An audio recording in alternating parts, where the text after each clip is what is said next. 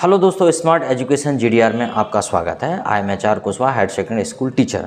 Today I am going to teach you vocabulary. जैसा कि आप जानते हैं, वोकैबुलरी हमारी इंग्लिश स्पीकिंग में बहुत महत्वपूर्ण भूमिका अदा करती हैं। अगर हमें वोकैबुलरी नहीं आती है तो हम प्रॉपरली इंग्लिश नहीं बोल पाते हैं या फिर एंड टाइम पर ट्रांसलेशन के लिए हम लोग अटक जाते हैं। ट्रांसलेशन के लिए सबसे महत्वपूर्ण है कि आपके पास प्रॉपर वर्ड्स होने चाहिए ताकि आप आसानी से स्पीकिंग कर सकें। और वर्ड सीखने के लिए ये है कि वर्ड को पढ़ना पड़ेगा। तो हम भी वही कर रहे हैं, हम भी वर्ड्स को पढ़ ही रहे हैं, हम भी कुछ अलग से नहीं कर रहे हैं। जैसा कि एक तरीका है, जो स्मार्ट बुक है हमारी स्मार्ट टॉक, उसमें एक तरीका है। हम क्या करते हैं कि सबसे पहले हम क्या करते हैं कि ये जैसे ये दिया है वर्ड, सबसे पहले हम वर्ड पढ़ते हैं। अच्छा, इस वर्ड में ऐसा कुछ नहीं है कि पहले ए वाले वर्ड मिलेंगे, फिर बी वाले मिलेंगे, फिर सी वाले मिलेंगे। शुरुआत में मिलेंगे, उसके बाद रैंडमली मिलेंगे। ठीक है, जो अति आवश्यक वर्ड हैं वो मिलेंगे। उसके बाद क्या है, जो इस लिस्ट में नहीं दिए गए हैं उन वर्ड्स को आपको यहाँ पे लिखना है मन से। जैसे कि मान लो इसमें नहीं दिया है, अब मान लो इसमें एयरक्राफ्ट नहीं दिया है, आप लिख सकते हैं। मान लो एरोप्लेन नहीं दिया है, आप लिख सकते हैं। और भी एस्ट्रोनाइजिंग लिख सकते हैं आप। ठीक है, कितने सारे वर्ड होते हैं। मान लो बी से कोई ऐसा वर्ड है जो इसमें नहीं दिया है, वो आप यहाँ पे लिख सकते हैं। ठीक है, जैसे कि मान लो यहाँ पे दिया है ब्लैबरमाउथ, चुगलखोर, लेकिन यहाँ पे कोई दूसरे वर्ड नहीं दिए होंगे। जैसे कि बेसमेंट दिया है उदाहरण के तौर पे, ये इसमें वर्ड नहीं दिया है। ठीक है, या मान लीजिए और कुछ दे दिया, जैसे अपन ने वायसन दे दिया, वो यहाँ पे नहीं दिया गया है। ठीक है, या हमने दे दिया कि जैसे कि बैकग्राउंड दे दिया कि भाई बैकग्राउंड वर्ड देखिए, बैकग्राउंड का तो इस प्रकार से आप जो आपको आते हैं वैसे वर्ड आप यहाँ पे लिखेंगे। लेकिन अब चूँकि वीडियो देख रहे हैं तो आप इसमें कैसे लिख पाएंगे, तो अपनी कॉपी में नोट कर सकते हैं। दरअसल ये सिर्फ वोकैबुलरी सीखने का एक तरीका मात्र है कि हम कितने प्रकार से वोकैबुलरी सीख सकते हैं। तो ये जो है लगभग सेट भी 40 नंबर पेज 47, ये 47 है, ये लगभग हम पढ़ चुके हैं। तो आज मैं आपको बताने वाला था 48 पेज पर जो है कुछ इंपॉर्टेंट वर्ड्स हैं, उनको हम आपको बताएंगे।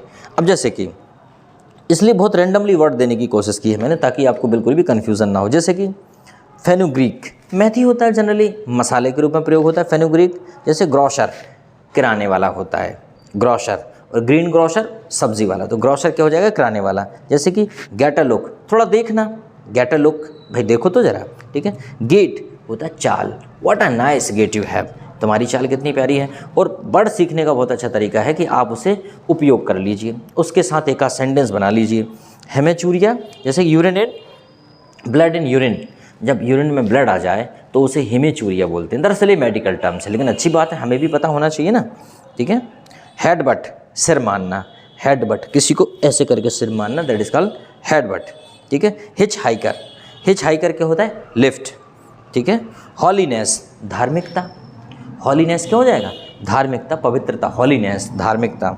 ठीक है, इंटॉक्सिकेशन, नशा होता है, intoxication, he is in intoxication, वो है नशे में है, इंटॉक्सिकेशन। ही सप्लाइज इंटॉक्सिकेशन, ये भी बोल सकते हैं ही सप्लाइज ड्रग्स या ही सप्लाइज इंटॉक्सिकेशन, वह नशा सप्लाई करता है, तो ये भी बोला जा सकता है।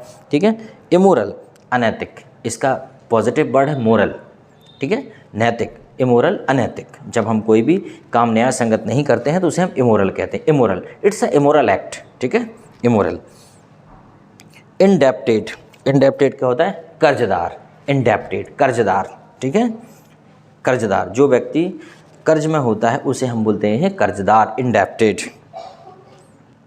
इंडाइजेशन, बदहजमी, इंडाइजेशन मतलब ठीक से आदमी का डाइजेशन ना हो, पाचन ठीक से काम न कर रहा हो, तो हम बोलेंगे इंडाइजेशन। फटाफट देख लेते हैं।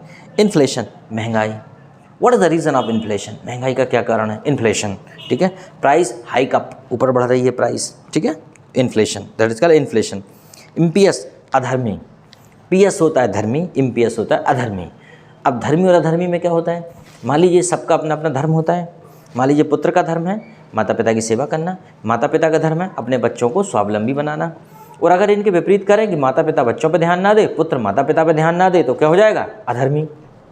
अंडरस्टैंड, यही है धर्म, मतलब अपनी ड्यूटी, रिस्पॉन्सिबिलिटी जिसे कहते हैं।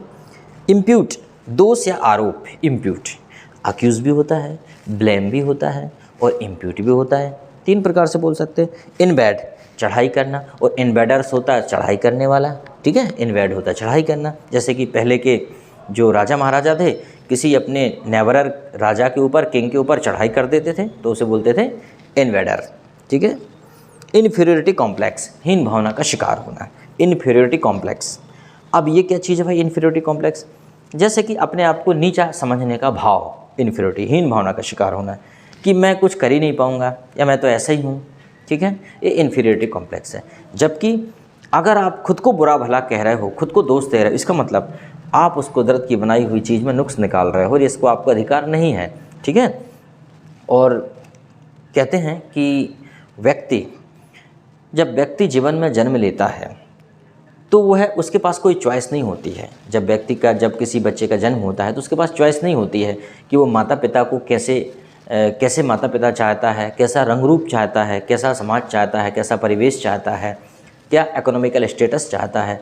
लेकिन जब व्यक्ति का जन्म हो जाता है उसके बाद उसके पास चॉइस होती है, वो कैसा रोजगार चुनेगा, वो कैसा दोस्त चुनेगा, कैसा जीवन साथी चुनेगा, किस प्रकार वह जीवन में आगे बढ़ेगा, यह उसकी चॉइस के ऊपर निर्भर करता है। इसलिए कहते हैं कि गरीब जन्म लेना दुख की बात नहीं है, परंतु गरीब मर जाना दुख की बात है।